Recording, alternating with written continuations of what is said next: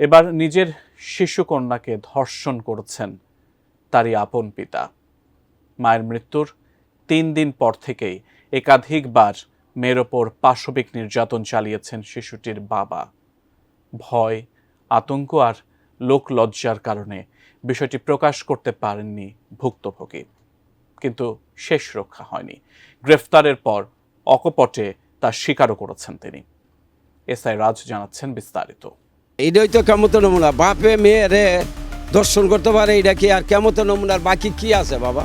আর নিশা লোক ছাড়া তো এইসব এগুলো করা আসলে আমার কাছে মনে হয় না যে ভালো লোকে এইসব কাজ করে। সবাই মিলে ধরলাম, ওনারে শিকার হয় না, পরে নোংরা যে ফালায় রাখছে, নোংরা খুঁজে বাই করলাম, তার পরবর্তীতে শিকার গেছে পাই আমি এটা ভুল করে লাইছি, আমার ক্ষমা করে দেন।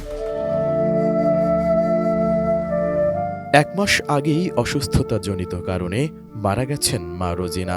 3 ভাই বোন মিলে বাবার সাথে রামপুরার পূর্ব হাজিপাড়ায় বউবাজারের এই বাসায় ভাড়া থাকতেন সাদিয়া।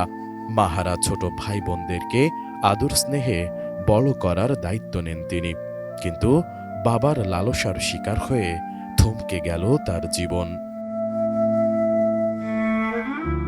9 মার্চ আনুমানিক রাত 2টা। সব ঘরের লাইট বন্ধ হলেও আলো ছিল এই ঘরটিতে। ঘরের ভেতর 2 ভাই বোনকে নিয়ে ঘুমিয়েছিলেন সাদিয়া, কিন্তু হঠাৎ তার শরীরে হাত দিয়ে জামা কাপড় সরিয়ে পাশবিক নির্যাতন শুরু করেন তারই আপন বাবা। শুধু এবারই নয়, ভয়ভীতি দেখিয়ে এর আগেও একাধিকবার মেয়েকে ধর্ষণ করেছেন বাবা রিকশা চালক মোহাম্মদ আনারুল ইসলাম। সব মশার বিরুদ্ধে সুরক্ষা দিতে এলো বসুন্ধরা এক্সট্রিম অ্যারোসল, মশার বিরুদ্ধে এক্সট্রিম সুরক্ষা।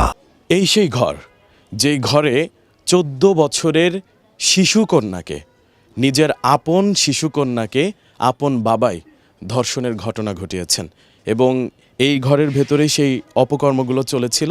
পাশের প্রতিবেশীরাই কিন্তু আসলে খবর জানতে পারে, এবং এটা কিন্তু শুধুমাত্র একবারের ঘটনা এমন না। এই ঘরের যিনি কন্যা শিশু ছিলেন, সেই শিশুর মা কিন্তু মারা গেছে। মারা যাওয়ার 3 দিন পরেও কিন্তু এই পাশবিক নির্যাতনের হাত থেকে রক্ষা পায়নি 14 বছরের সেই কন্যা শিশুটি। ন্যাক্কারজনক এই ঘটনা টের পান এক প্রতিবেশী। লোকজন ডেকে শিশুকে উদ্ধার করে পুলিশকে খবর দেন তারা। জানান সেই রাতের ঘৃণ্য কাহিনী।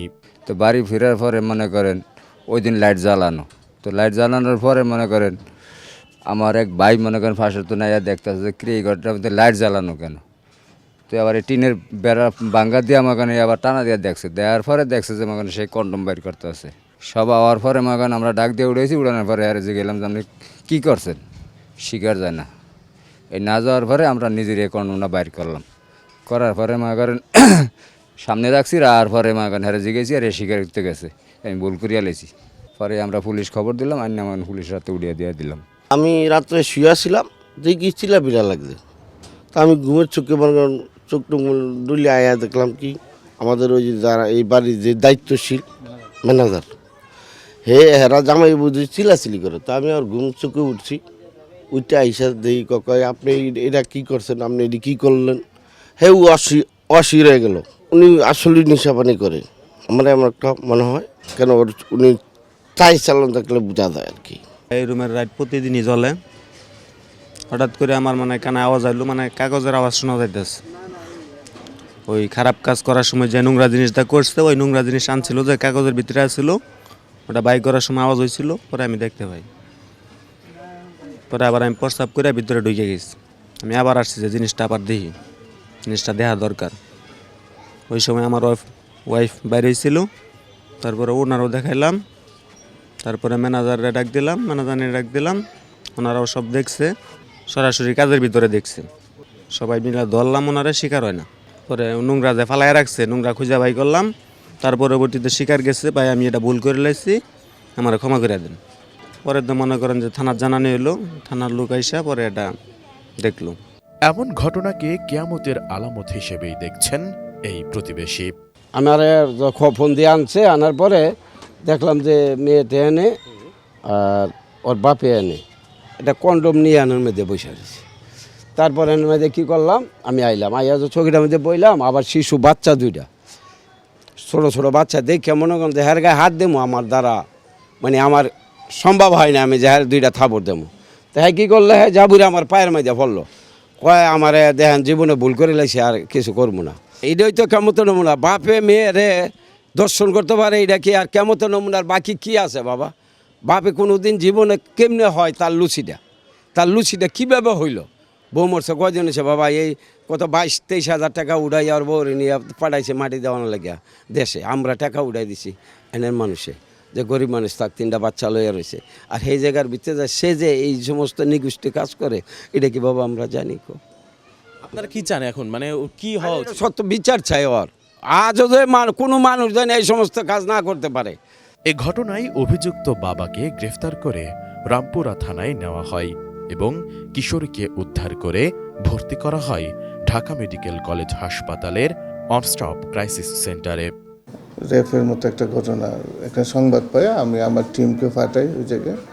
টিম যাওয়ার পরে তারপরে তাদেরকে নিয়ে আসি, থানায় নিয়ে আসি, বাবা এবং মেয়েকে। ওই মেয়েটা ওই মা মারা গেছে 1 মাস আগে। 1 মাস আগে বাবা হলো একজন রিক্সা চালক, মাঝে মাঝে নেশাও করে। 1 মাস আগে তার মা মারা গেছে, মা মারা যাওয়ার, কিন্তু ওই লোকটা মা মারা যাওয়ার আগেও ওই মেয়েটার সাথে অনৈতিক একটা সম্পর্ক করছে। মা মারা যাওয়ার 3 দিনের মাথায় আবার রেপ করে মেয়েটাকে, তারপরে এরপরে আরেক দিন করে, এরপর সর্বশেষ এই দিন ওই রেপ করার সময় ফাঁসের বাসা, যেহেতু গরিব মানুষ, প্রতিবেশী গরিব মানুষ, তার বেড়ার ফাঁক দেয়া বা এই ধরনের একটা আলোচনা যেহেতু ছিল, ঘরে লাইট দেখে আলো দেখে তাদের সন্দেহ হলে তারা একটু উকিদের দেখে যে এরকম একটা কাজ করতেছে সে, তখন তারা এই যে চিল্লাফাল্লা করে এবং আমাদেরকে খবর দেয়।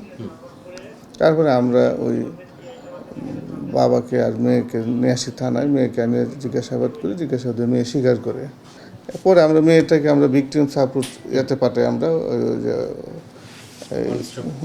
অস্টপেতে ক্রাইসিস সেন্টারে পাঠাই, আর বাবাকে তো আমরা অ্যারেস্ট করে পরীক্ষার জন্যই পাঠানো হয়েছে ওসিসিতে। সচেতন মানুষের আক্ষেপ, যেই বাবার কাছে সন্তান সবচেয়ে বেশি নিরাপদে থাকার কথা, সেই বাবাই যদি এমন নিকৃষ্ট ভয়ঙ্কর হয়, তাহলে সন্তান যাবে কোথায়? এই ঘটনায় অভিযুক্ত বাবার সর্বোচ্চ শাস্তি দাবি করেছেন স্থানীয়রা। S I Raj, ATN news, Dhaka.